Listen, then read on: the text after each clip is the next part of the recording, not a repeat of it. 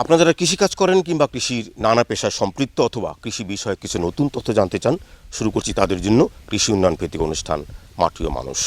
সেই দর্শক, আমাদের আজকে অনুষ্ঠানে যথারীতি প্রচারিত হবে মাঠ ভিত্তিক প্রধান প্রতিবেদন, সমকালীন প্রতিবেদন, কৃষি তথ্য জেনারেশন পর্ব এবং সফল ঘটনা। শুরুতেই প্রধান প্রতিবেদন।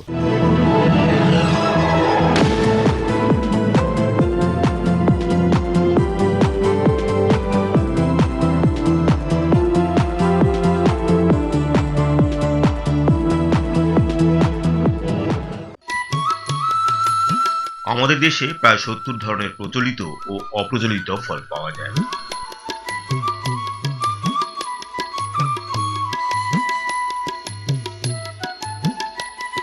কৃষি সম্প্রসারণ অধিদপ্তরের তথ্য অনুযায়ী দেশে প্রায় ১,৫০,০০,০০০ হেক্টরে প্রায় ৬০ লক্ষ মেট্রিক টন ফল উৎপাদিত হয়।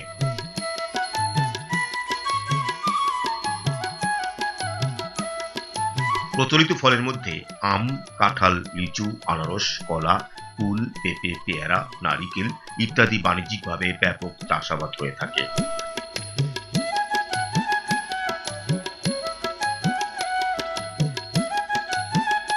পাশাপাশি অপ্রচলিত ফল হিসেবে কামরাঙ্গা, লটকন, সাতকরা, বেল, আমড়া, কদবেল, আমলকি, সফেদা ও শরীফা উৎপাদিত হয়।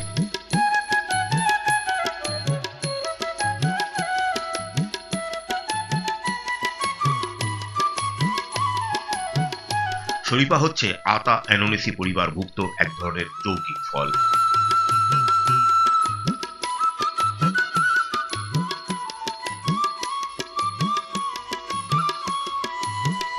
বাণিজ্যিকভাবে না হলেও দেশের আদি ফল হিসেবে দেশের সব অঞ্চলে বাড়ির আঙিনায় শরীফা গাছ দেখা যায়। তবে অঞ্চল ভেদে শরীফা বিভিন্ন নামে পরিচিত। যেমন কুমিল্লা, যশোর, পাবনা ইত্যাদি অঞ্চলে শরীফাকে মেয়া ফল বলে থাকে। আবার দেশের কোন কোন অঞ্চলে শরীফাকে আতা ফলও বলা হয়।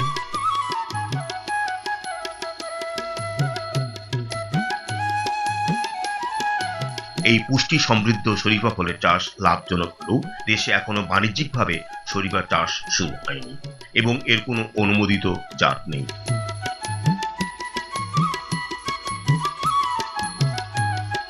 তবে সাম্প্রতিক সময়ে দেশের বেশ কয়েকজন প্রগতিশীল কৃষক ভাই নিজের উদ্যোগে শরীফার বাণিজ্যিক চাষাবাদ শুরু করেছেন।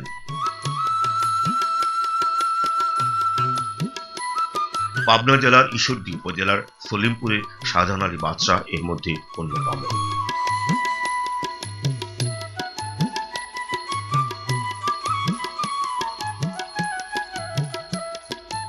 ৮০ দশকের গোড়ার দিকে জনাব বাদশাহ কৃষি পেশায় সম্পৃক্ত হন।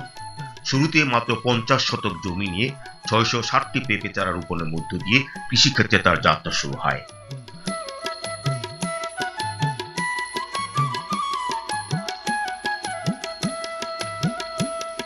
শুরুটা এমনটি হলেও বর্তমানে খামারটির আয়তন দাঁড়িয়েছে প্রায় ১৫০ বিঘাতে।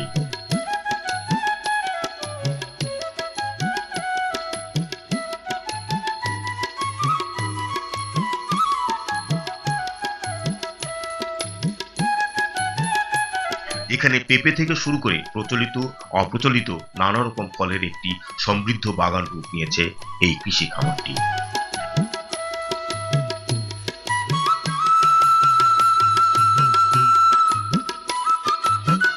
দেড়শো বিঘার এই বাণিজ্যিক মিশ্র ফল বাগানের সাম্প্রতিক সময়ের সবচেয়ে উল্লেখযোগ্য ফল হচ্ছে শরীফা। প্রায় ৩২ বিঘা জমিতে গড়ে তোলা হয়েছে শরীফা বাগান। ৯৮ সালে ৪৮০টি চারা রোপণের মধ্য দিয়ে শরীফা বাগানের যাত্রা শুরু। বর্তমানে বাগানে শরীফা গাছের সংখ্যা হচ্ছে ৩,০০০ এবং প্রতিটি গাছে গড়ে ১৫০ থেকে ২০০টি ফল ধরেছে।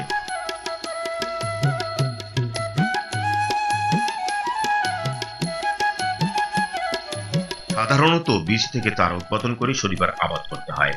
এই ক্ষেত্রে চারা থেকে চারা ১২ ফুট এবং লাইন থেকে লাইন ১২ ফুট দূরত্বে চারা রোপণ করতে হয়।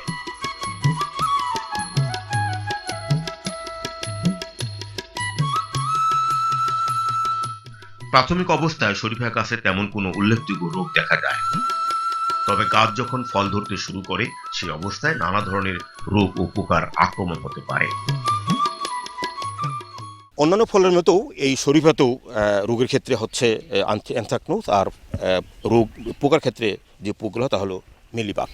কখন কিভাবে এগুলো আক্রান্ত হয়? শরীফাতে অ্যানথ্রাক্সনোজ নামে একটি ছত্রাকজনিত রোগ হয়ে থাকে। এই রোগটি হলে দেখা যাচ্ছে যে এই যে ফলগুলো পুরাটা কালো হয়ে যাবে এবং পাতাও মরে যাবে এবং ডগাও মরে যাবে। এটি একটি ছত্রাকজনিত রোগ। এই ছত্রাকজনিত রোগ দমনের জন্য আমাদেরকে সালফার ঘটিত ছত্রাকনাশক ব্যবহার করতে হবে।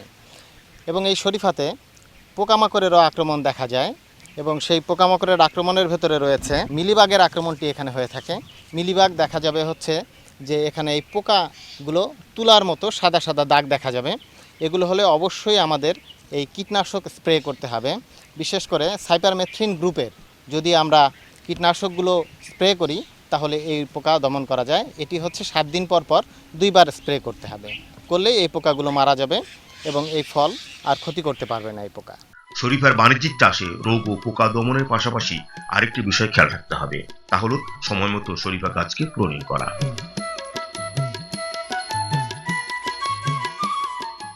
প্রুনিংটা হচ্ছে যখনই আমাদের কুশি বের হবে ডালের ভেতরে তখনই এটা প্রুনিং করতে হবে। প্রুনিং বাধ্যতামূলক। প্রুনিং করলে অবশ্যই আমাদের ফলন বেড়ে যাবে অনেক। কখন ফল তোলার কোন পর্যায়ে এই প্রুনিংগুলো করতে হবে? এই যে ফল তোলার পরে, এখন ধরুন ফলগুলো তোলা হচ্ছে এখনই যদি কোনো কুশি বের হয়ে থাকে এটা করে ফেলতে হবে এবং ফল হারভেস্ট করার পরে প্রুনিংটা অবশ্যই করতে হবে। কামিল, একটি বিষয়, এই গাছটিতে আমি দেখতে পাচ্ছি বিভিন্ন ডালে নানা আকারের ফল। জি জি, এর কারণগুলো কি? এটার কারণ হচ্ছে গিয়ে প্রথমে কারণ এই দেখেন এটা বেশ বড়, একই ডাল, কিন্তু এটা একই ডাল। এটা আপনি কি হচ্ছে বিভিন্ন ফুল হওয়ার কারণ? হ্যাঁ, বিভিন্ন সময় ফুল ফুটেছে সেজন্য। তবে মনে রাখতে হবে যদি ঘন হয়ে জন্মে ফলগুলো তাহলে আকারগুলো ছোট হয়ে থাকে। আর যদি একটু পাতলা করে দেওয়া যায় ফল হারভেস্ট করে, এটা যখন ম্যাচিওর হয়ে যাবে যেগুলো সেগুলো তুলে ফেলবে এবং বাকিগুলো রেখে দেবে, সেগুলো আবার বড় সাইজ হয়ে যাবে। সময় মতো শরীফা গাছ প্রুনিং করা না হলে অনেক ক্ষেত্রে শরীফার ফলন কমে যায়।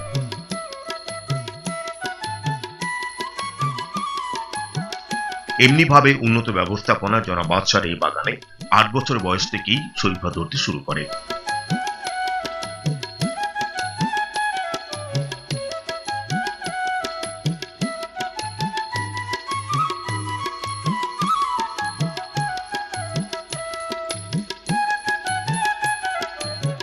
তবে প্রাথমিক অবস্থায় শরীফার ফলন ছিল কম। শরীফা গাছ বয়োবৃদ্ধির সাথে সাথে এর উৎপাদন বৃদ্ধি পেয়েছে বহুগুণে। গত 3 বছর ধরে প্রতি বছর গড়ে 16 মেট্রিক টন শরীফা উৎপাদিত হচ্ছে।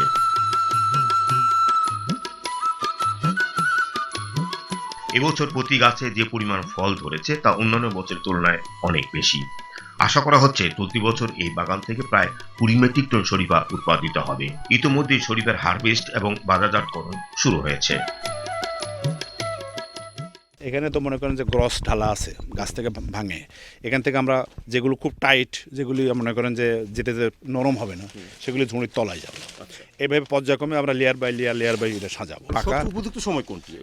এটা হলো, হ্যাঁ, এটা হারভেস্ট করার হলো যে আপনি দেখেন ওই কোয়াটার মাঝখানে যখন সাদা অংশ বোঝা যায় ফেটে ওঠে তখনই এটা ম্যাচিউর। এবং এইটা যদি আবার ফেটে যায় তাহলে কিন্তু মানে বেশি ম্যাচিউর হয়ে গেল, তখন অলরেডি এই ফর্মে চলে আসবে। এই বয়স আসা পর্যন্ত কতদিন সময় লাগে? এটা ফুল থেকে এটা এ পর্যন্ত আসতে 4 মাস লাগে। 4 মাস লাগে, জি 4 মাস লাগে। এবং মোটামুটি এখনই হলো এবছরে অবশ্য ফল গত বছরের তুলনায় মানে ধরছিল বেশি, সে কারণে এবার কিন্তু মোটা হয়েছে কম। শরীফা থেকে এই যে 3000 গাছ, এর থেকে আপনি বছরে কি পরিমাণ শরীফা পাচ্ছেন? আমরা গত বছর বেচছিলাম আপনার 16 টন। গত বছর আমাদের রেট ছিল খুব ভালো, আমরা 500 টাকা থেকে শুরু করে নিয়েছে 100 টাকা পর্যন্ত বেচছিলাম। তাতে এভারেজ মোটামুটি ধরেন 300 টাকা পার কেজি পেয়েছি আর কি এভারেজ। তো এবছরে আমরা এই আজকের রিপোর্ট পেয়েছি 300 টাকা বিক্রি শুরু হয়েছে। তো আগামী দিনে আশা করা যে আরও রেট বাড়বে। তো এই আমরা এই কয়েকদিনে যা ভাঙছি প্রায় 13 টন আমরা বেচছি আর কি।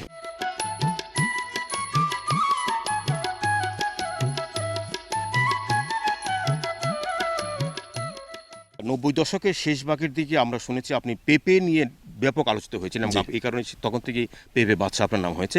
পরবর্তী পর্যায়ে আপনি অনেক ধরনের ফল নিয়ে আপনার কাজ করেছেন, কুল নিয়ে কাজ করেছেন, কিন্তু সেগুলোতে এতটা প্রচার হয়নি যে ক্ষেত্রে পেঁপে হয়েছিল। এখন হঠাৎ করে আপনি এই শরীফার দিকে ঝুঁকলেন কেন? বর্তমান মাননীয় কৃষিমন্ত্রী একটা বৈঠকে এরকম একটা আলোচনা করতেছিলেন যে কেউ যদি একটা অপরিচালিত ফলের বাগান করতো আমি সেটা দেখতে যেতাম। এবং সেটা নাম ধরেই উনি বলে ফেললেন যে বিশেষ করে হলো মেওয়া। যা এটা আমাদের দেশ থেকে বিলুপ্ত। এটা মেওয়া কথা এটা মেওয়া এবং শরীফা দুটো একই জিনিস। তো আমার তখন মাথার মধ্যে এই জিনিসটা কিন্তু ক্যাচ করেছিল যে আমি একটা বাগান করব এবং মতিয়া চৌধুরীকে আমি নিজে দেখাবো যে আপনার না, উনি এখনো বাগান দেখতে আসেননি। তো আমি তাকে নিমন্ত্রণ জানাবো। এর সঙ্গে আরও কিছু এরকম আমাদের দেশে অপ্রচলিত ফল আছে, যেমন তার মধ্যে হলো আপনার বেল, যে এটাও কিন্তু আমি অলরেডি স্টার্ট করেছি এবং সেই বাগানের বয়স আমার প্রায় 5 বছর। আপনি মাননীয় মন্ত্রীর কথা অনুযায়ী করলেন, তা আপনি কি লাভবান হচ্ছেন এই শরীফা এই করে? আমি লাভের দৃষ্টিকোণ থেকে আমি যদি লাভের দিক থেকে বলি, তাহলে আমি মনে করি বাংলাদেশে যত ফল আছে তার সাথে সবচেয়ে বেশি লাভজনক এই ফল। কেননা এটা আমরা গতবার বিক্রি করেছি সর্বোচ্চ 500 টাকা কেজি এবং সর্বনিম্ন বেচেছি 100 টাকা। তাতে এভারেজ করলে দেখা যায় 300 টাকা কেজি হয়।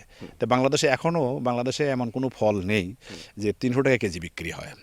তাতে একটা গাছে দেখেন, এখন আপনার এই গাছে যা দেখতেছেন, এই গাছে যে ফল আছে, এই গাছে কিন্তু এখন এইগুলো যদি এখন হারভেস্ট করে করা যায় কিন্তু 1 মণ হবে যদি মাপা যায়। তাহলে 1 মণ ফলের দাম কিন্তু 12,000 টাকা।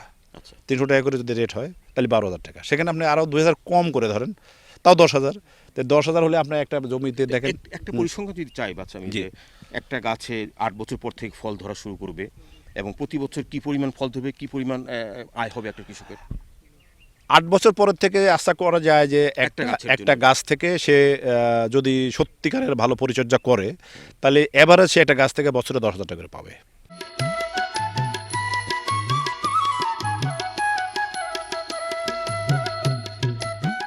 বাংলাদেশের একটি অন্যতম একটা অপ্রচলিত ফল। এই ফলটা বাংলাদেশে কোথাও বাগান আকারে চাষ হয় না। এটা এখানে বাগান আকারে চাষ সাকসেসফুল, কারণ এটা দেখা যাচ্ছে 500 টাকাতে শুরু করে এখন 300 টাকা কেজি দরে বিক্রি হচ্ছে। বাজার খুব চাহিদা এবং এটার খুব পুষ্টিমান বেশি এবং এটা খেলে আপনার রুচি বাড়ে। ভিটামিন সির এটা মূল উৎস। যে মাননীয় কৃষিমন্ত্রীর উৎসাহের কারণেই জনাব বাদশাহ এই পদক্ষেপ নিয়েছেন। তো এখন যে ফলাফল পাচ্ছেন, এটাকে পুঁজি করে আপনি আগামী কি প্ল্যান করছেন? আমি প্ল্যান করছি যে আমাদের প্রত্যেক উপজেলাতেই, বিশেষ করে পাবনা, আটগড়িয়া, আপনার সুজানগর, তারপরে চাটমোহর, এখানে এই ফসলটাকে আমরা আরও এক্সটেনশন করবো। ঈশ্বরদী তো হবেই এবং অন্যান্য উপজেলাতেও যাতে এটা ব্যাপক আকার হয়, তার জন্য আমরা কৃষকদের পাওয়ার ক্ষেত্রে কি কোনো উদ্যোগ গ্রহণ করা আছে? উদ্যোগ গ্রহণ করতে হবে। আমাদের যে সমস্ত নার্সারি আছে তাদেরকে বললেই তারা করবে। এ কথা ঠিক, আমাদের দেশে অন্যান্য অপ্রধান ফলের তুলনায় শরীফা বাণিজ্যিকভাবে একটি লাভজনক ফল। কিন্তু দেশে চাষ সম্প্রসারণে প্রচুর সম্ভাবনা রয়েছে। তাই সরকারি বেসরকারি উদ্যোগে সরিষার চাষ আরো ব্যাপকভাবে সম্প্রসারিত হোক, এটাই আমরা প্রত্যাশা করি।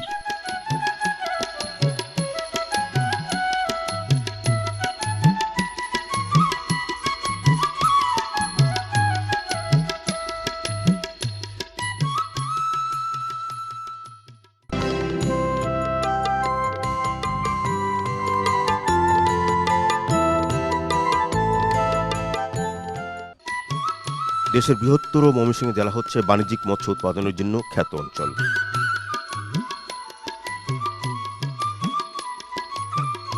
জেলার ত্রিশাল, ভালুকা, গৌরীপুর, মুক্তাগাছা ইত্যাদি উপজেলায় সাম্প্রতিক বছরে সহস্রাধিক বাণিজ্যিক মৎস্য খামার গড়ে উঠেছে।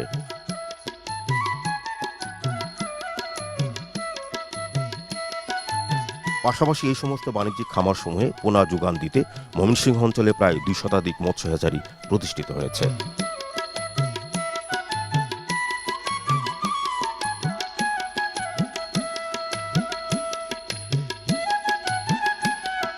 ত্রিশাল উপজেলার মধ্য বালিপাড়ার শততা মৎস্য হ্যাচারি ও নার্সারি এর মধ্যে একটি।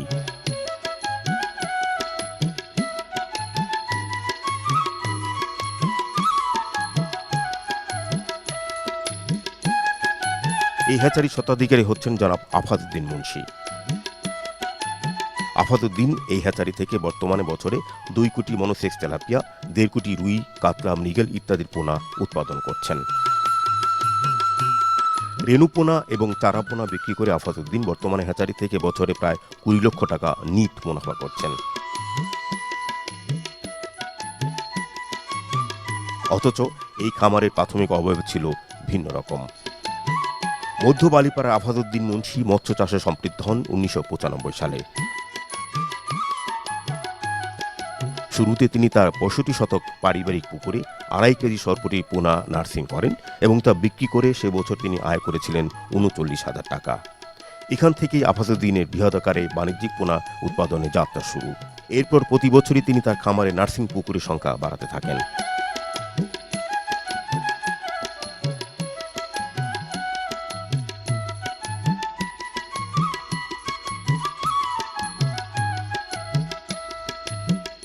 সেই সঙ্গে যুক্ত করেন রুই, কাতলা, মৃগেল ইত্যাদি নানা প্রজাতির মাছের রেণু পোনা পালন। 95 থেকে 2003 এবং 2003 থেকে 2009 সাল পর্যন্ত তিনি তার পুকুরে 25 থেকে 30 দিন পর্যন্ত পোনা পালন করে বিক্রি করতেন। 2010 সালে আপাতদিন বাংলাদেশ মৎস্য গবেষণা প্রতিষ্ঠান থেকে উন্নত পদ্ধতিতে রেণুপোনা উৎপাদন, হ্যাচারির ব্যবস্থাপনা ইত্যাদির উপর প্রশিক্ষণ গ্রহণ করে নিজে রেণুপোনা উৎপাদন সম্পৃক্ত হন এবং এই পোনা পালন খামারকে পূর্ণাঙ্গ বাণিজ্যিক হ্যাচারিতে উন্নীত করেন। সেই সঙ্গে রুই জাতীয় মাছের পোনাসহ তেলাপিয়া, কই ইত্যাদি মাছের বাণিজ্যিক রেণুপোনা উৎপাদনে কার্যক্রম শুরু করেন। এই খামারে বর্তমানে 30টি পুকুর রয়েছে, যাদের প্রতিটি গড় আয়তন হচ্ছে 1 একর। এর মধ্যে 10টি পুকুর ব্রুড ফিশ পালন করা হয় আর 20টি পুকুরে করা হয় নার্সিং বা পোনা পালন পুকুর। এরকম 10টা পুকুর আছে। 10টা পুকুর ব্রুড হয়। জি। কি ব্রুড? এগুলি রুই, মৃগেল, কাতল এই ধরনের ব্রুড আমি এই সমস্ত পুকুরে পালন করি আর কি। এতে করে আপনি এই ব্রুড থেকে আপনার বছরে কি পরিমাণ রেণু পোনা আপনি পান? এইগুলিতে আমরা যে রেণু বিক্রি করি এতে প্রায় 8,000 কেজি বা এরকম 8,000 কেজি পর্যন্ত। সেই রুই, কাতলা, মৃগেল ধরনের বাংলা মাছগুলো। বাংলা মাছগুলি। হ্যাচারিতে রেণু উৎপাদন করে এই সমস্ত নার্সিং পুকুরে 25 থেকে 30 দিন রেণু পোনা নার্সিং করে চারা পোনা হিসাবে বিক্রি করা হয়। এইভাবে জনাব আফাসউদ্দিন রুই, কাতলা, মৃগেল, মনোসেক্স, তেলাপিয়া ইত্যাদি চারা পোনা বিক্রি করেন বছরে প্রায় 1 থেকে 1.5 কোটি পোনা। ওদিকে হ্যাচারিতে এই সমস্ত প্রজাতি মাছের রেণু পোনা উৎপাদিত হয় 400 থেকে 500 কেজি।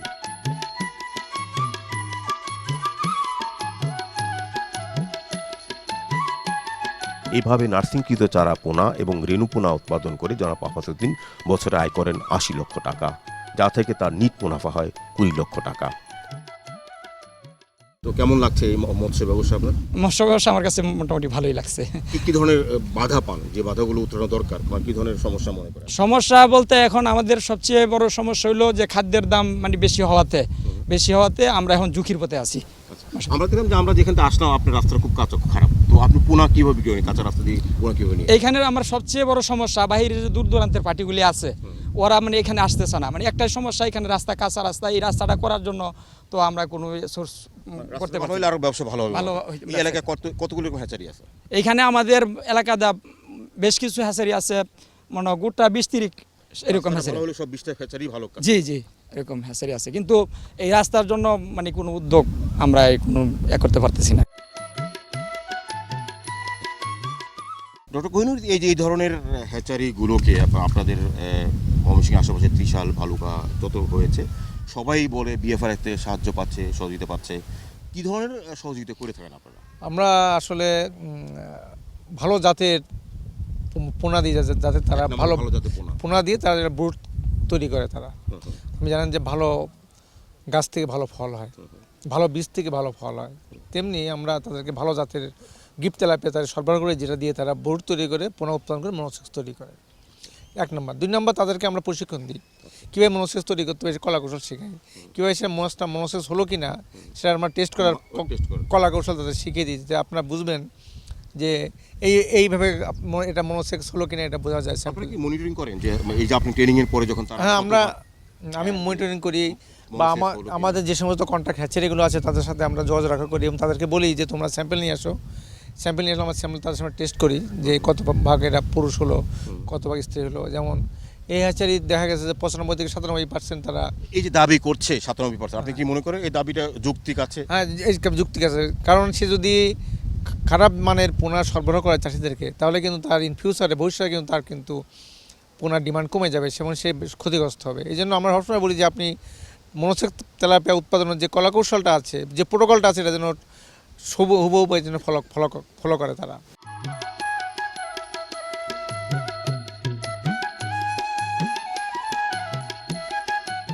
এমনিভাবে দক্ষ হ্যাচারি ব্যবস্থাপনায় উন্নত মাছের পোনা উৎপাদনের মাধ্যমে আমাদের দেশে বাণিজ্যিক মৎস্য চাষের গতি আরও বেগবান হোক, এটি আমাদের প্রত্যাশা।